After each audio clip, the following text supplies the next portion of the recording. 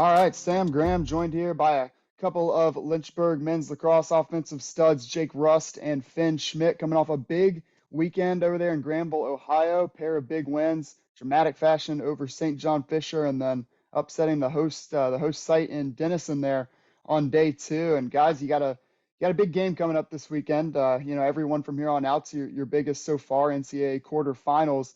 It carries a lot of weight with it on its own, but it's also Tufts, one of the best, if not the best team in the country. So, we'll get into that here in a little bit, but I want to start just kind of with how, we got to this point. So really curious to hear you guys' thoughts reflecting back on this weekend, kind of a wild ride and, two action-packed days. So coming off those first two wins, just, talk me through it. I think a lot of it was just like good, intense practices, knowing that we couldn't take anyone lightly and just not going into it thinking, oh, we can just walk by these two teams, because that just wasn't the case. They were two very good teams, and we needed to stay focused with the path that we want to follow, and I think we did that. Yeah, I was going to say on Saturday after we lost the ODAC championship, we had a lot of people saying in the locker room, like, we feel bad for whoever we draw next week. So that was kind of the mentality we had going into it. Like, we're kind of just going to take care of business, and that's the mentality we had. And obviously, everybody's got sort of that same thought. I'm sure that Tufts does as well. And I guess, somewhat luckily, this isn't the first time you guys have seen them, but I know everybody on our side of things is hoping for a different result.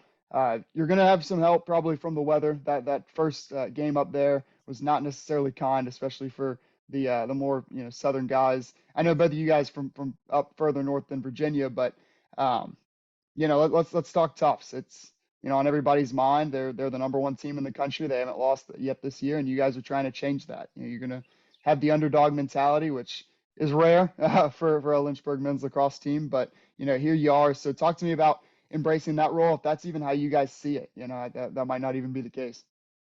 Yeah, You go. All right. I mean, I was gonna say, there's no doubt about it. Tufts is obviously a good team. They kind of run a different scheme than a lot of the teams we've seen this year. Maybe completely different than all the teams we've seen. But this whole week we kind of just been harping on, like, why not us? Like, why not us as the team to take down the number one? Like, I mean, somebody's got to do it probably eventually, so why not us? There's been no thoughts of we're going in this game not like we can't win. There's 100% thoughts if we play our best game, we can definitely take these guys down. I mean, obviously they're a good team, like I said, but there's been no doubt this week in practice in the locker room and stuff that this is possible.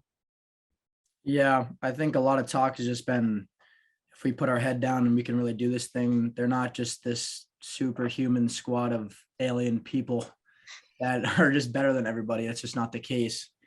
So I think it's just, we're coming at this thing from a little bit of a different angle than last time we played them. And I think it definitely will benefit us in the end. All right. Well, we'll kind of get close to wrap it up here. Kind of final question. We talked obviously a lot about lacrosse, as we need to, but let's kind of take the lacrosse portion out of this. You guys are getting ready to get on a bus with some of your best friends, closest friends and teammates, head on up to Baltimore, and then fly on the rest of the way to Boston. And even if you take out the game perspective, I'm sure this is going to be another awesome weekend. You hear it all the time, especially from seniors saying, I just want one more week with my team, one more game with my team. Riley said something like that after Fisher. So let's just talk, this experience of seeing your season go deep into May.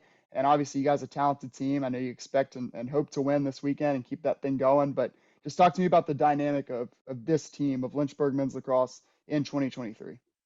Yeah, I think not thinking about lacrosse at all is sometimes a little refreshing for us, and just getting to pack up a nice big bag of stuff and just travel with your best friends and stuff is awesome, because you're just not thinking about that. You're just enjoying the time you got together, and hanging out in the hotel is always a blast, and the bus. And especially now with a trip like this, we're going on a plane where you never know what's going to happen with that, with all the guys on there. There's 60 guys on a plane. That's insane. So I think just enjoying these moments and just cherishing what's going on with the boys is awesome. Yeah, kind of like Jake said. I mean, obviously I'm a freshman, so I don't really know, but you hear a ton of guys talk at the end of games or just in the locker room about this is like the tightest team they've been on. And they're all 4 years here, whether that be seniors or I guess juniors say that sometimes too.